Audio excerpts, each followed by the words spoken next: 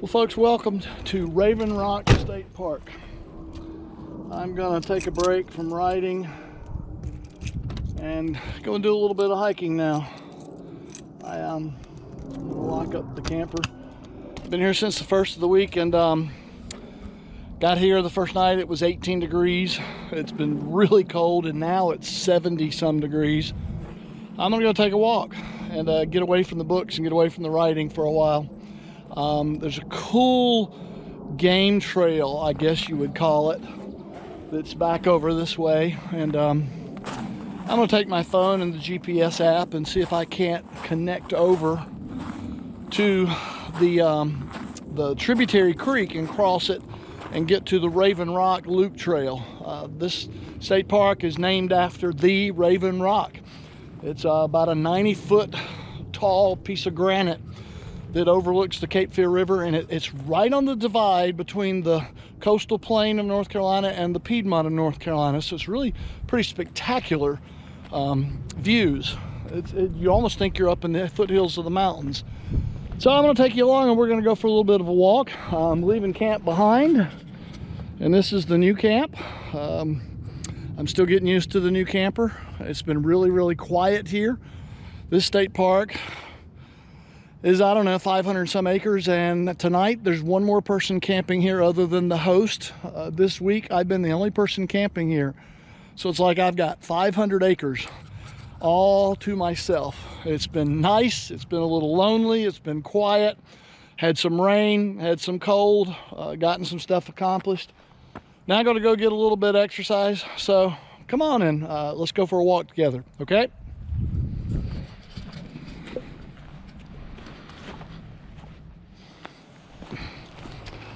This isn't marked on the map as an actual trail, but I noticed it the other night. I took a walk for a while, and it looks pretty clearly marked, and I followed it a good ways, and it goes down and intersects the campground loop trail, and then that trail goes down. There's a name to the creek, I don't remember what it is, Flat Creek or something like that, that flows into the river. The Raven Rock Trail is on the other side of that creek. So I'm not sure if I can get there from here or not, but to go over to the Raven Rock Trailhead, I have to go out of the campground loop and around to the other side of the park, and they lock all these gates up at 6 p.m. and that's it. You don't get in, you don't get out. So I don't really want to take a chance that the truck's going to be over there and then I have to hike in 1.5 miles to get back to the camper. So I'm going to use my GPS app and do a little boondocking. I haven't done this since I was in my 20s, so hopefully I'm not going to get lost. It's the perfect time of year to be hiking down here in eastern North Carolina. I've seen so few people this week here. This time of year, this place is just amazingly quiet and empty. And for studying and writing and getting ready for this Lenten course, this is exactly what I was hoping for. I've spent the last 2.5 days sort of wrapping my head around what I hope we can accomplish in a Lenten study. I started yesterday evening actually laying out for the particulars of what I think is going to be a Wednesday night study for both Christ and Mulberry churches. And we're going to invite other churches in the presbytery that want to take part. I'm trying to make it not just a study. We're basing it off of Bolsinger's book, Canoeing the Mountains, but I'm literally planning to use that just as the starting point, a springboard, that as we get closer to Easter, we actually use that to make some definitive plans for new ministry, transformational stuff that we try to put into action at church after Easter. I'm going to call it 40 Days of Discernment. I've been telling both churches, you know, it's clear culture change is upon us. It's clear Christendom is coming to an end. The Reformation, as it was 500 years ago, is done. We are into something different, and yet we're still plodding along in church like it's the same thing it was back in the 1950s or 1960s, and it's not, and it never will be again, and we need to know that. So I'm kind of telling both of my churches, folks, it's crunch time. The clock is ticking, especially since, you know, I'm right at retirement age. So they need to think about what happens after me anyway. And I'm hoping we can come up with some sort of concrete, definitive plan to start praying about, put into action, do some experimentation like the book talks about. Adapt or die is one of the things that Bolsinger steals from the movie Moneyball. And I think we need to start taking that very, very seriously. So I've talked to the presbytery staff, and I'm going to be talking to the Ministry Resource Committee about making this available to other churches that may be in the same place. So Wednesday night, probably at Christ in their fellowship hall, but I think we're going to try to figure out how to live stream it as well. I hope it ends up being something more than just our two churches. I don't know. We'll see. It's going to take a lot of work, and it's going to be intimidating to a lot of us in some ways, and I know that going in, but I can't help but think again, the timing is pretty critical. I don't believe in coincidences, and I think maybe we can use the time between now and March 31st on Easter Sunday and really start to ask the questions, what is possible for us, small churches that we are? What's not possible? Who does God want us to be? What does God want us to give up? What are some of the fictions of the past we keep butting our heads against? So we shall see if I don't fall and break a leg while I'm back here. So now I'm actually headed downhill. It's closing in. You can tell the brush is getting thicker. And as I go down, you get more greenery and more plants and trees that grow in wetter conditions. So it's becoming pretty obvious that I'm getting close to the water source. I mentioned earlier what a contrast it is. I'm wearing a long sleeve shirt, but I've got it rolled up. I'm wearing shorts and I'm sweating. The temperature when I left the camper was 69 degrees.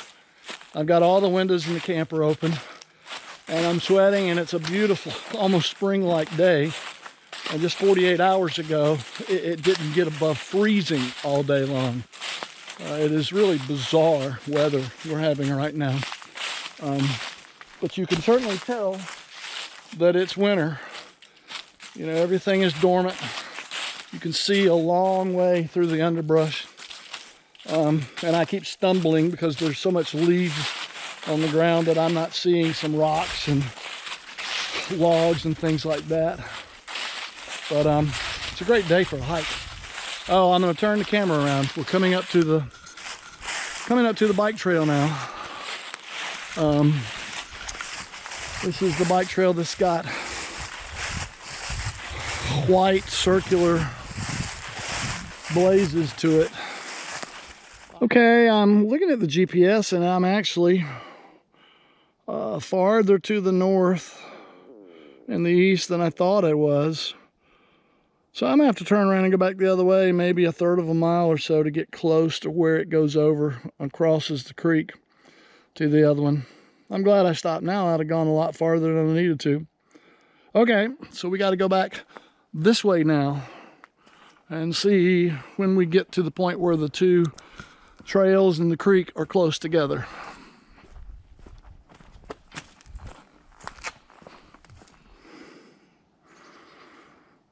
Boy, I'm pretty close.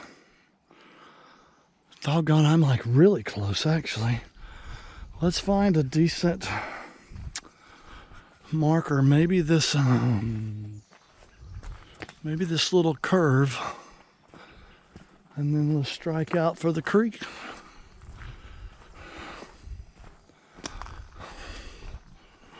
Okay.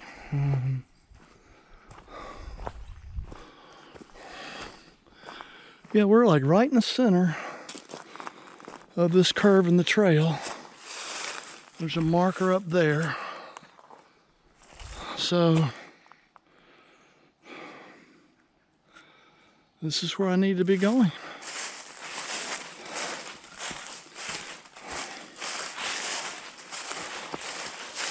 Absolutely, truly boondocking here, but it shouldn't be very far. That may be the creek right down there in front of me.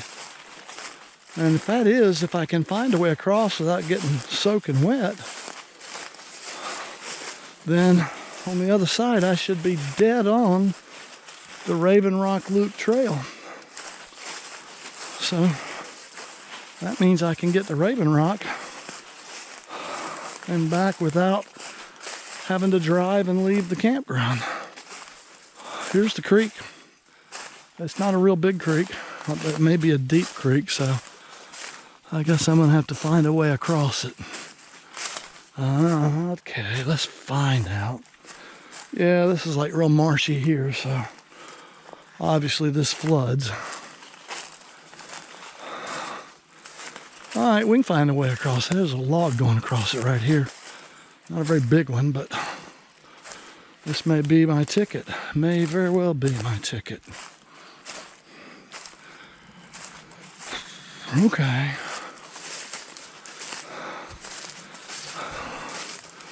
At the creek, and the GPS has served its purpose.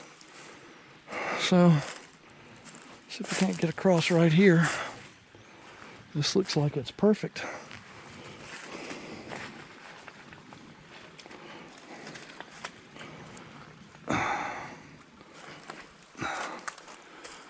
All right, Raven Rock side of the creek. Now all I need to do is find some landmark. Oh, I don't need to find the landmark. I'm on the trail. The trail's right here. Unbelievable. And there's a little bridge that's my landmark. How perfect. Okay. Yeah. Okay. So if I come back this way, then I come across this bridge here. And I shut across at B1, Raven Rock Loop Trail. I'm where I need to be. It's like 10 till 4. So 2 hours of daylight. And this is only like a 1.5 mile trail, I think, total, the whole loop. So plenty of time before it's getting dark. I want to get back to the idea of the Lenten study. Todd Bolsinger's book, Canoeing the Mountains, gives us the controlling metaphor. Lewis and Clark's expedition in the early 1800s was to find a water route to the Pacific Ocean. That's what Thomas Jefferson charged them with. And they traveled all the way up the Missouri, all the way up Mississippi, Missouri, to the Missouri headwaters in Montana, and reached the headwaters, walked up to the top of the hill, and then it hit them that there was nothing in front of them, not a water route to the Columbia River in the Pacific Ocean. Instead, there was nothing but mountain peak after mountain peak after mountain peak, all covered in snow, as far as the eye could see. And that was when it hit them,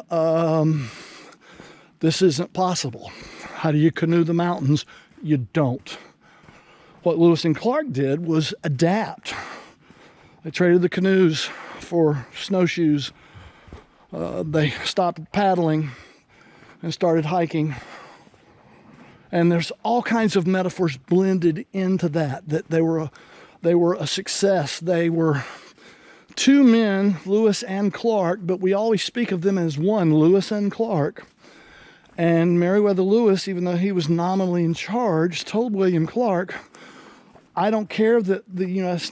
government won't make you a captain along with me. We are co-leaders. We are equal. There was a sense of teamwork that Lewis instilled, that Clark made up for some of his bad habits.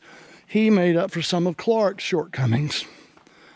They met the Shoshone Indians, which is where Sacagawea comes into the picture from. Not only an Indian, but a woman Indian was their guide. She had a child while they were on their way to the Columbia River to Oregon. So all of those pieces stand as a metaphor of when you realize what you'd planned on happening, planned on doing, isn't possible, what do you do? And that comes into the church world. What do? We keep doing the same thing over and over and over. And Bolsinger is saying, drawing from his own experience as a pastor and other places, he's saying, it's time perhaps we started experimenting. Why don't we recognize that the world has changed around us, culture has changed, and at that point, I'm going to bring in books like Phyllis Tickle's The Great Emergence, where she talks about the historical pattern of every 500 to 800 years, the whole world just turns on its head. And we are in one of those transitions right now. The Great Reformation of the 16th century was 500 some years ago. We're living through one of those transition periods. So the church doing just everything it's always done is insanity. It's not going to work. And that's part, there are a lot more pieces, but that's part of why we have worship on Sunday morning and 12 people show up, or 15, or whatever it is. Because we're living in a world where 250 people don't see church as the priority on Sunday morning. So what do? Do we double down? Do we just do it harder, do it better? Well, that's what some of you are saying. Do we buy the latest shrink-wrapped program? We've been trying to do that for 40 years, my entire career. It's never worked, and it's not going to work. So maybe it's time for us to start saying, we better think differently. The pandemic gave us an opportunity. I mean, we truly reinvented the church. We went online. People stayed connected. Maybe there's something to be said about that. I